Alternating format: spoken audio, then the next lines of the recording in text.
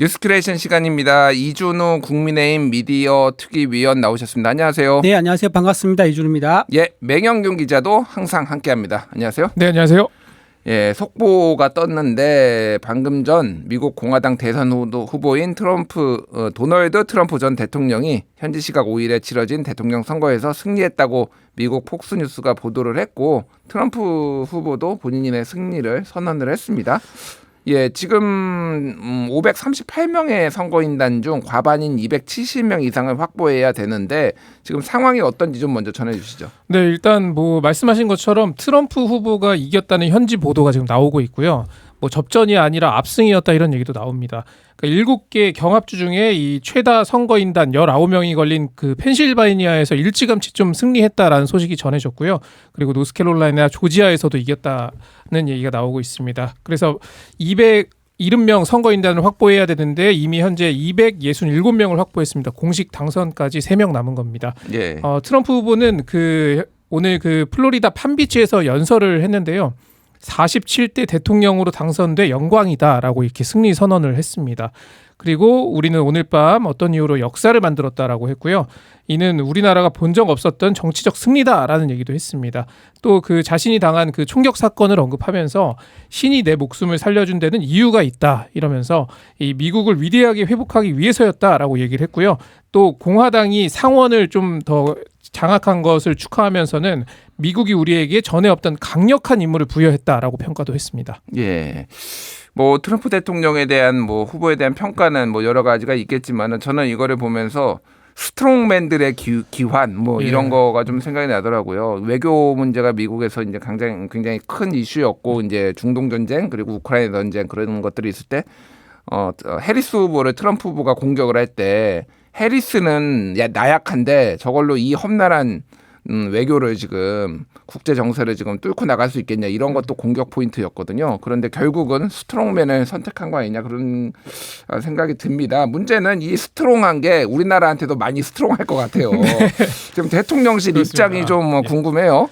대통령실 관계자가 이제 여기 대선 결과가 나오기 전이라서 좀 조심스러워하면서 이제 입장을 밝혔는데, 승자가 좀 승리 선언을 하고 그리고 패자가 패자 선언 승복을 또 한 다음이 우리 정상이 좀 움직일 타이밍이 시작된다라고 본다라고 얘기를 했고요. 그래서 이제 조만간 전화 통화나 어떤 축하 메시지가 나올 것으로 보입니다. 또 윤석열 대통령과 당선인 간의 소통의 기회가 좀 이른 시일 안에 마련될 것으로 기대한다라는 입장을 밝혔습니다. 지금 말씀하신 것처럼 스트롱맨의 귀환으로 여러 변화가 좀 예상이 되잖아요. 특히 우리나라 같은 경우에는 방위비 분담금 얘기를 빼놓을 수가 없는데, 여기에 대해서 우리가 이제 한미가 이미 좀 협정을 맺었거든요. 이미 타결이 됐는데 대통령실은 이거를 좀 우리 국회의 어떤 비준을 받는 등의 조치를 좀 계획하고 있다라는 얘기를 들었고요. 그리고 이제 남북 관계, 대북 정책에 대해서도 좀 예측 불가 상황인데, 여기에 대해서는 이제 러북 밀착과 같은 그런 당장의 현안은 좀 현안대로 좀 준비를 하고, 중장기에 걸쳐서 고려할 점들, 그러니까 트럼프 당선 이후에 좀 변화가 생길 것들이라고 좀 해석이 되는데, 이 부분을 좀 잘 분리해서 미국과 잘 대화하겠다 이런 입장도 전했습니다. 그리고 미국 같은 경우에는 민주당, 공화당 할 것 없이 미국의 어떤 유력 정치인이 방한하거나 했을 때 윤석열 대통령이 대화를 많이 나눴다. 그리고 한미 동맹은 초당적이다 이런 얘기를 한 번 더 강조를 했고요. 그래서 그런 기조를 이어가겠다라는 취지의 얘기도 들을 수가 있었습니다. 예, 바이든 대통령과의 이제 연내 윤석열 대통령의 정상회담은 꼭 이뤄질 거다 이런 얘기도 지금 나오는 상황이고, 여러 가지 지금 변화가 있을 것 같은데, 일단은 이제 오바마 대통령 다음에 이제 트럼프 대통령이 왔을 때 not 오바마 이런 정책이었잖아요. 오바마가 한 거 다 그렇죠. 뒤집었잖아요. 네. 그게 이제 이란 핵 협의 협상도 이제 파기하고 기타 등 파리 기후 협정 이제 탈퇴하고 이런 거였는데, 지금 칩스법, 반도체 지원법 같은 경우에도 우리나라 지금 삼성전자라든지 많은 기업이 가 있는데 이거 다 보조금 안 주겠다 일방적으로 지금 공약으로 건 상황이라서 이것도 날리고, 그리고 북한을 핵 보유국으로 인정할 가능성에 대해서도 얘기가 나와서 안보 문제도 지금 날리고, 이 부분은 저희가 좀 자세하게 전문가들 모시고 얘기를 좀 추후에 들어보도록 하겠습니다. 관련해서 한동훈 국민의힘 대표 목소리도 듣고 얘기 나눠보겠습니다. 미국 내에서 한미 동맹에 대한 지지는 초당적입니다. 그렇기 때문에 어떤 후보가 당선되시더라도 한미 동맹은 강화될 것이라는 말씀드립니다. 저희가 충분히 잘 준비하고 있고 이준호 의원님 네. 궁금합니다. 네. 누가 될 거로 예측하셨어요? 트럼프였습니까? 해리스였습니까? 저는 개인적으로 해리스가 될 거라 생각했었어요. 해리스가요? 네네. 막판에 추격세가 너무 거셌어요. 그렇죠. 예. 네네. 그런데 역시 샤이 트럼프가 많이 있었나 봐요. 그것도 있었었고 그 총격 사건이지 않습니까? 예. 거기서 이제 확실하게 한번 1차적으로 음. 세게를 박았었고 약간 해리스가 이제 바이든이 사퇴하고 해리스가 들어오면서 반전의 모멘텀이 생기면서 좀 올랐는데 그 반짝 효과였었고 결국은 트럼프 그러니까 강력한 지도자 카리스마 짱 지도자가 나오는 거를 지금 미국에서 원했었다. 왜냐하면 미국이 워낙 지금 경제가 좀 어려운 상황이고 이민 문제가 심각하잖아요. 예. 거기서 강경하게 아메리칸 퍼스트를 주장한 트럼프가 결국 미국의 선택을 받았다 이렇게 볼 수 있습니다. 네. 자, 그런데 어쨌든 뭐 이제 트럼프 그 대통령은 현실로 받아들여야 되고 문제는 네네. 방금 제가 앞에서도 좀 설명도 드리고 했지만은 이게 네. 현안들이 많은데 한동훈 네네. 대표는 충분히 준비를 잘 하고 있다라고 얘기를 했어요. 뭐 어떤 준비가 지금 당에서는 조금 얘기가 나오고 있습니까? 일단 지금 한동훈 대표가 이거 관련 직접 한 말이 있습니다. 그 미 대선과 한미 동맹이란 포럼이 얼마 전에 있었거든요. 거기 가서 이승만 정부 때 한미 상호 방위 조약 맺은 것부터 해서 쭉 정권이 이어지면서 YS 때 금융 실명제까지 그러니까 미국과 쭉 군사적으로 경제적으로 굉장히 끈끈한 동맹관을 이어왔다. 그리고 노무현 정부 때 한미 FTA 조약을 맺으면서 더 끈끈한 이제 관계를 이어왔다. 그 얘기를 했었고요. 그다음에 바이든과 지금 현재 우리가 맺어놓은 여러 조약들 있지 않습니까? 예. 근데 그 기조는 아마 지금은 당장 변화가 없을 겁니다. 없을 거고 트럼프 정부가 지금 공약했던 거 있지 않습니까? 이게 공약이 내가 선거에 나올 때 공약과 실제 정부가 출범하면서 공약은 약간 결이 다를 수 있습니다. 실제 현실적으로 가능한 것들을 빼고 정리를 하다 보면 이게 좀 수정이 될 거거든요. 아마 그게 전부 다 확정이 되고 나면은 아마 우리 윤석열 정부도 거기에 발맞춰 가지고 좀 협조를 해서 한미 관계를 좀 잘 이끌어 가려고 하지 않을까 그런 생각됩니다. 그렇군요. 외교와 안보, 한미 관계는 보수당 국민의힘 강점 중에 하나다라는 얘기도 이제 한동훈 대표가 얘기를 했어요. 네. 근데 지금 이제 현안들이 말씀하셨다시피 이런 것들이 있는데 앞에 얘기가 나왔지만은 네네. 주한미금, 그러니까 방위비 주둔에 관련한 방위비 분담금을 100억 달러, 그러니까 지금 13조 원 이상으로 올리겠다라는 거, 그거 안 하면은 철수하겠다라는 얘기도 하고 있고. 네. 전략자산 전개 같은 경우에는 트럼프의 기조로 봤을 때 돈 드는 거는 니들이 내라 그런 거거든요. 그러면 바이든은 어쨌든 한미 동맹에 기초해가지고 전략자산은 이제 이렇게 뭐 협조를 했는데 이제 앞으로는 뭐 항공모함 같은 거 하면 올 때마다 우리가 이제 지갑 열어가지고 좀 어떻게 보면은 요청을 해야 되는 돈 내고 결제하는 식으로 이렇게 가야 되는 거 아니냐. 뭐 네. 게다가 이제 한반도 전쟁 위기 막 이런 것까지 지금 얘기가 나오고 있어요. 이거는 좀 어떻게 좀 대처를 해야 될까요? 그 외교는요 기본적으로 상호주의입니다. 내가 이만큼 주면 상대도 이만큼을 줘야 됩니다. 근데 그렇게 되는데 지난 문재인 정부 때를 비교하면 문재인 정부는 기본적으로 미국에 대해서 삼불 정책을 그때 표방을 했었습니다. 첫 번째 뭐냐면은 추가적인 사드는 없다라고 했었고요. 그다음에 미국의 미사일 방어 시스템에 참여하지 않겠다. 그리고 마지막으로는 한미일 군사 동맹을 추진하지 않겠다. 그러니까 이게 세 가지가 문재인 정부 때 기본 삼불 정책이었거든요. 그렇다고 하면 미국 입장에서는 동북아시아의 어떤 패권 외교적인 중심에 서야 되는 미국 입장에서는 한국에 자기들이 좋아할 걸 챙겨줄 이유가 없잖아요. 그러니까 기존에 자기들이 좀 받을 수 있는 것들 생각해 보니까는 방위비 분담금 이런 것들은 올려서 받을 수 있거든요. 그러니까 미국이 원하는 걸 들어주지 않으면 좋아. 그럼 너네가 우리가 지금 용인하고 있는 것들 우리가 다 받아갈게. 라고 해서 지금 벌어진 일이란 말이에요. 그래서 지금 만약에 윤석열 정부가 들어섰는데 지난 정부와 다릅니다. 윤석열 정부는 사드라든가 또는 한미일 군사동맹 지금 현재 하고 있잖아요. 예. 이런 것들 보면은 아마 이게 윤석열 정부에서는 분담금 문제 이게 뭐 단순히 10배라고 이제 공약은 했지만 실제로는 협상을 통해 가지고 아마 면피 정도 그러니까 미국 국민들한테 얼굴 끄스리지 않을 정도의 약간의 인상 정도로 협상이 일어나지 않을까. 그렇게 생각하고요. 그다음에 아까 방금 말씀하셨는데 전쟁 위기가 역대급 아니냐라고 말씀하셨는데 저는 그렇지는 않다고 봐요. 왜냐하면 옛날에 진짜 전쟁 위기가 역대급이었던 적이 있었거든요. 예. 예를 들면 뭐 판문점의 도끼 만행 사건 때 그때는 미군 장교가 실제 2명이 죽었습니다. 그때 미국에서 항공모함을 보냈어요. B-52 폭격기를 휴전선 전방에 띄우고 이랬던 적이 있는데 그때가 정말로 전쟁의 위기였던 시기였고요. 예. 지금은 뭐 지금 북한 같은 경우요. 북한의 군의 움직임이 어떤지 아세요? 우크라이나로 보내는 파병 때문에 기차로 보내는 그 정도 움직임밖에 없고요. 북한군이 뭐 전방에 전진 배치했다든가 그리고도 지금 전혀 움직임이 없는 상황입니다. 그래서 지금 뭐 야권에서야 지금 우크라이나 파병하고 우리가 참가한단으로 우크라이나에 간다고 하니까 이거 해외에 있는 전쟁을 우리 한반도에 끌고 오는 거 아니냐라고 말을 하지만 실제로는 전쟁 위기라고 보기에는 대단히 어렵다. 과거의 사례를 봐서도 그렇다 말씀드립니다. 근데 사실 이런 뭐 한반도 전쟁 위기 관련해서 이 종교계는 사실 조금 늦게 입장이 나오는 편이거든요. 예. 근데 어제 그 한국 천주교 주교 회의에서 한반도 긴장 고조에 대한 한국 천주교회의 호소문이라는 걸 냈어요. 그러면 일단 종교계에서도 이 지금 상황은 좀 우려스럽게 보고 있다라는 얘기이기도 합니다. 사실. 알겠습니다. 그러니까 한반도의 전쟁 위기가 역대급이라고 한 거는 제 개인적인 주관적인 평가가 아니라 미국의 스팀슨 센터라는 곳이 있는데 이제 북한 문제를 포함해서 국제 문제를 전문적으로 다루는 곳인데 여기에 로버트 매닝 박사 선임 연구원인데 이분이 1950년 이후 한반도는 그 어느 때보다 위험하다라는 말을 최근에 했습니다. 그런 뭐 사실관계를 기초해서 제가 질문을 드렸다라는 거 말씀을 드리고요. 자, 외교안보 얘기 더 이어가도록 하겠습니다. 대통령실에서는 어제 정책 분야에 대한 브리핑을 했고 오늘은 외교안보 브리핑을 했는데 김태호 국가안보실 1차장 목소리 먼저 들어보겠습니다. 미국의 대통령 선거가 막 끝났고 세계가 그 결과에 주목하고 있습니다. 북한의 러시아 파병으로 우크라이나 전쟁이 정점으로 치닫고 있으며 북한은 청년들의 희생을 대가로 우리에 대한 안보 위협을 증강하려고 하고 있습니다. 정부는 우리 안보가 한치의 흔들림이 없도록 워싱턴 신행정부와 완벽한 한미 안보 태세를 구축해 나갈 것입니다. 김태호 차장이 오늘 이제 브리핑을 했는데 2년 반 절반 임기 절반의 외교안보 평가에 대해서 좀 설명해 주시죠.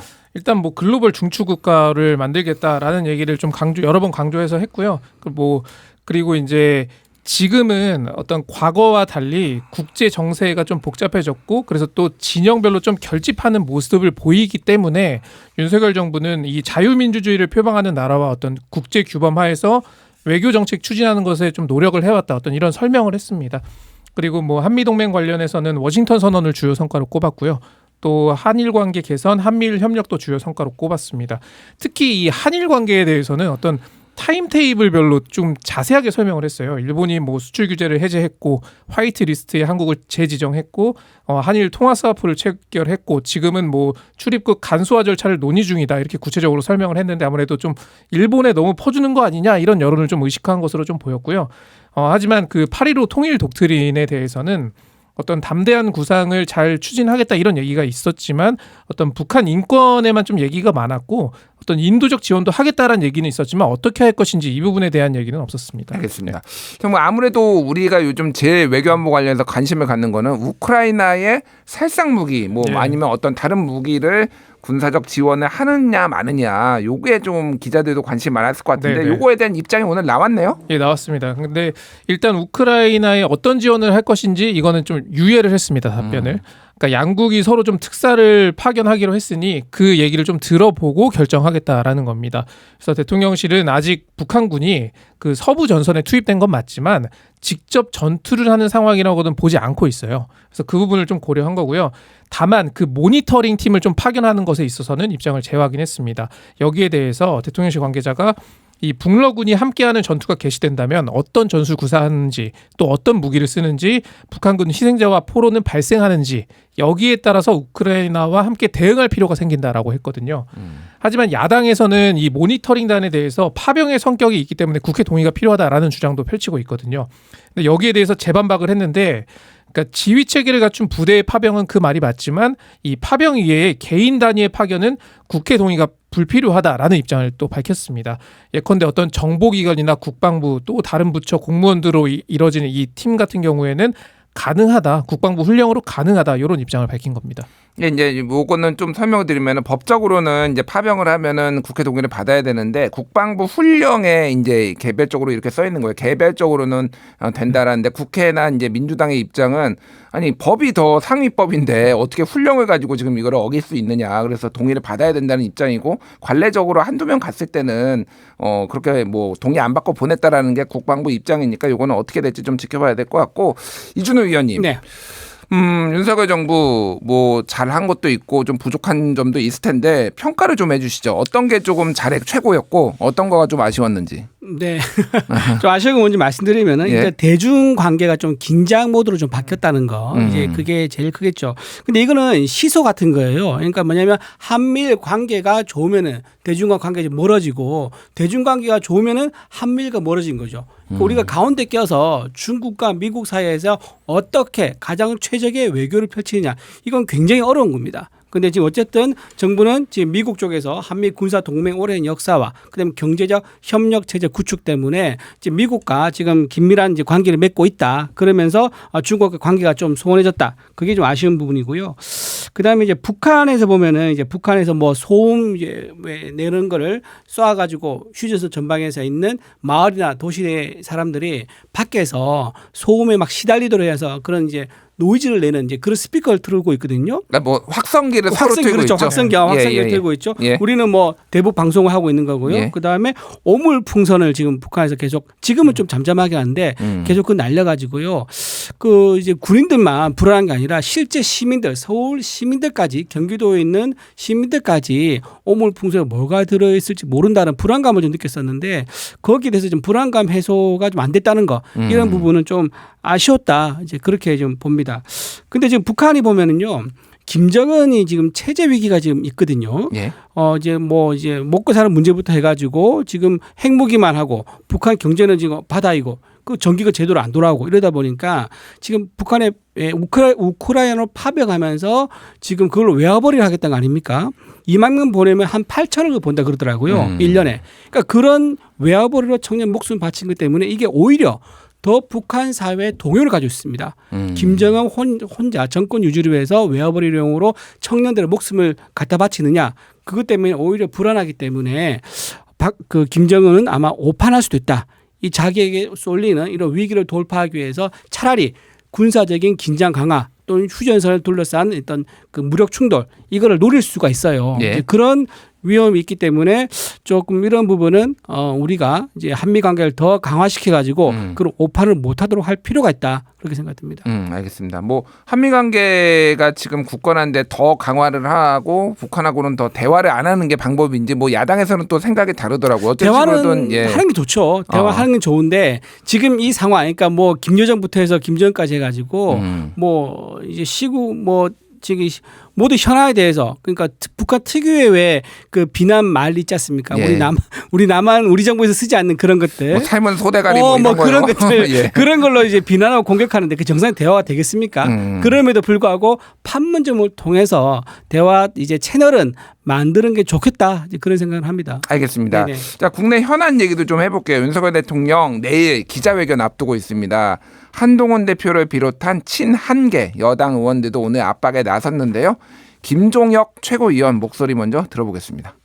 그 대통령의 진솔한 사과 그리고 재발 방지책, 특히 김 여사 부분과 관련된 이야기들 그리고 당정의 인적 쇄신 이런 부분들을 적극적으로 하지 않으시면 국민들이 굉장히 실망을 하실 거고 그렇게 될 경우에 후폭풍이 안 하니만 못하는 결과가 나올 수도 있어서 좀 걱정하고 있습니다. 예, 김종혁 최고위원 목소리였고요. 걱정하고 있다. 뭐 요 정도로 지금 이해하면 될 것 같은데 내일 오전 10시에 윤석열 대통령 대국민 담화 및 기자회견 뭐 요게 이제 열려요.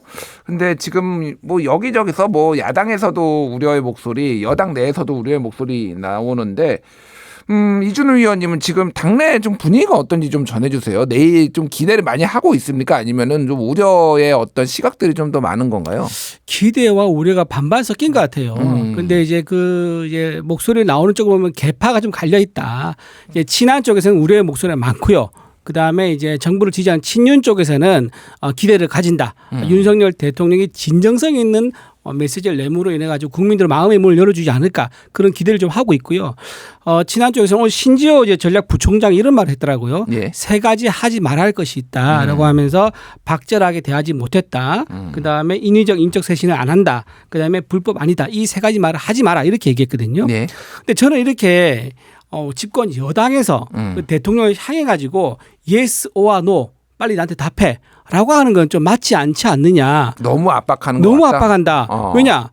야당에서도 엄청 실히 압박을 하는데 예. 여당에서 또 2차로 또 충격적인 압박을 하느냐. 그게 무슨 이제 도움이 되겠느냐. 그리고 또 하나 여기서 지금 이제 무슨 청구서를 이제 요청하듯이 1, 2, 3, 4, 5 제출해 가지고 제시해 가지고 여기서 몇 번 받을래?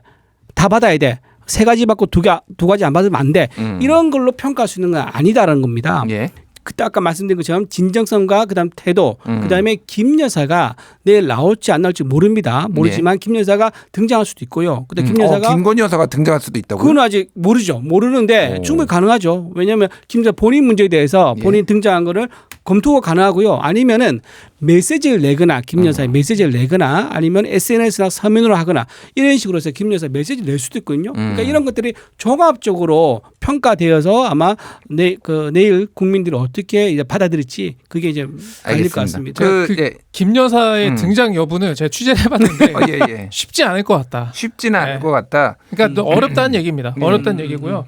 그리고 다만 그 기존 기자회견과 이번에 조금 달라질 점들은 원래는 이제 집무실에서 담화를 발표하고 내려와서 기자들의 질문을 받는 형식이었잖아요. 예. 이번에는 그냥 그 1층 브리핑룸 기자회견이 열리는 장소에서 담화랑 기자회견을 모두 할 것으로 보이고요. 아, 예. 네. 그게 그러니까 약간 이상하다라는 얘기들이 있기는 그렇죠. 했어요. 네. 보통 저렇게 안 하거든요. 네. 따로따로 안 하고 한 맞습니다. 군데서 하는데 그거를 좀 받아들였다라는 건 어떻게 보면 긍정적으로 보일 수도 있네요. 네. 예. 그리고 아직 그 담화문의 분량이 어느 정도 될 건지는 결정이 되지 않았지만 지난번보단 줄 것으로 예상된다라는 얘기를 하거든요. 예. 근데 무조건 줄어야 되긴 합니다. 지난번에 40분 가까이 했었나요? 되게 길었거든요. 40분 정도 했고 4월 1일에 했었을 때는 51분 대통령이 의료개혁과 얘기를 해서 이거 그때 국민의힘 그 후보들이 뒷목 잡고 쓰러졌다라는 뭐 얘기까지 있었는데 어쨌든 좀 줄어들 거다. 네. 본인이 설명하려는 거를 좀 줄이고 기자들의 질문을 많이 받을 거다. 이렇게 이해하면 되는 거죠. 예, 그렇습니다. 그리고 여기에다가 그 이제 나경원 의원의 반응이 하나 나온 게 있는데 요걸 소개해 드리면 지금은 대통령의 시간이다.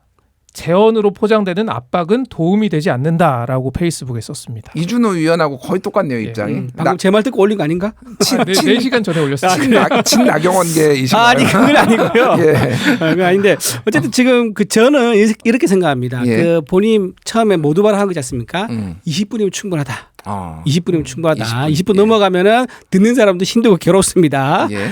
정작 듣고 싶은 말은 20분 이후에 기자와 문답이거든요. 그러니까. 그 대통령 본인도 지금 어떻게 하냐 주제라든가 그다음에 시간 제한 없다 그랬거든요. 그래서 빨리 본론으로 들어갈 수 있으면 좋겠다.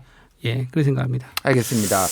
그러면은 그러니까 뭐 이게 대통령을 압박하는 거가 뭐 보기가 좋지 않다라고 네. 이제 막 말씀을 하셨는데 네네. 그래도 이제 압박이 아니라 희망사항 뭐 이런 거 있잖아요. 어떤 것들이 좀 들어가면 좋겠다. 뭐 이런 거를 좀 말씀해 주시면 좋을 것 같아요. 그러니까 참고를 하시겠죠. 이거 압박으로 절대 용산에서 안 들으실 거예요. 예. 일단은 제가 생각하는 건요. 일단 명태균 씨 관련된 여러 가지 의혹과 논란이 있지 않습니까? 근데 사실 명태균 씨 녹취 관련된 거 보면은 직접 증거는 하나도 없습니다. 전혀 없고요. 명태균 씨가 남들에게 자랑하려고 내가 높은 사람하고 친해. 그렇게 이제 과시형으로 광파령으로 스피커로 틀어준 게 이게 좀 굉장히 많더라고요. 네. 제가 오늘 재밌는 얘기 들었는데 명태균 씨가요. 사람 처음 만나지 않습니까? 그럼 맨 처음 뭘 하는 줄 아세요? 핸드폰을 딱 보여주면서 이렇게 통화 목록 있지 않습니까? 이거를 스크롤 해가지고 내가 누구랑 통화했는가 이걸 보여준대요. 근데 그것도 약간 의심스러운 게 왜냐면 다른 번호지만 유명한 사람 이름을 저장해서 뭐 유명한 사람 통화 것처럼 할 수도 있잖아요. 그 뭐 누르자마자 끊었을 수도 있는 뭐 거고요. 그럴 수도 있는 거고. 예. 예. 그런 식으로 해가지고 자기가 얼마나 유명한 사람과 가까운지를 보여주면서 대화를 시작한다 그러더라고요. 그런 명태균의 이제 대화 녹취가 공개된 거기 때문에 일단은 여기에 나오는 당사자인 윤석열 대통령은 팩트 체크를 꼭 해주시면 좋겠다. 명태균에 대해서 어디까지가 관계가 어떻게 만났었고 뭐 만난 건 뭐 시점이나 그 이후에 어떤 만남 이런 거 얘기 나오지 않습니까? 이거에 대해서는 팩트 체크를 좀 해주시는 게 좋을 것 같다. 요거 시간 괜찮으세요? 괜찮습니다. 예. 길지는 않게 짧게. 예. 시간 팩트 체크만 해주시고 그다음에 김 여사에 대해서는 좀 국민들이 듣고 싶은 말이지 않습니까? 이제 유감 표명이라고 저는 생각하는데 거기에 대해서는 좀 진솔하게 그러니까 어떤 디펜스나 방어보다는 좀 국민들 어떤 기대에 맞는 그런 이제 유감 표명을 진솔하게 해주시면 좋지 않겠느냐 그렇게 생각합니다. 유감 표명과 사과는 조금 이제 어떤 다르죠. 느낌이 예, 다른데 사과는 팩트가 있어야 돼요. 사과는. 사과할 예, 사안은 예. 아니라고 이준호 위원님 보시나 봐요. 저는 지금도 예. 사과까지는 아니고 팩트가 나오면 그때 사과하는 게 당연합니다. 하지만 예. 지금 있던 정황이나 주장과 해석이거든요. 음. 거기에 대해서 사과하는 것은 오히려 더 큰 논란만 불러일으킨다고 생각합니다. 제가 예. 지금까지 대통령실 취재하면서 봤을 때 좀 사과의 요건을 갖춘 좀 제대로 된 사과는 딱 한 번 있었던 것 같거든요. 어떤 거였죠? 엑스포 유치 실패 직후에 백신. 바로 다음 날 낮에 예. 대통령이 국민 여러분께 실망시켜드린 것에 정말 죄송하다. 백신 되게 후대- 신속하게 사과를 했었어요. 그때 119대 29 네. 결과가 나와서 그때 뭐 1차에서 우리가 좀 뒤지지만 2차에서 뒤집을 수 있다 뭐 이런 얘기까지 나왔는데 예. 뭐 바로 그 다음 날에 예. 결과 나오고 다음 날 낮에 이 담화 형식으로 사과문을 발표했었거든요. 그러니까요. 알겠습니다. 또 팩트가 나오면 바로 사과한다니까요. 예, 아직은 팩트가 나오지 않았다라고 네. 이준호 위원님 보신 것 같습니다. 네. 알겠습니다. 오늘 여기까지 할게요. 지금까지 이준호 국민의힘 미디어 특위위원 그리고 맹영균 기자와 함께했습니다. 두 분 감사합니다. 예, 고맙습니다. 고맙습니다.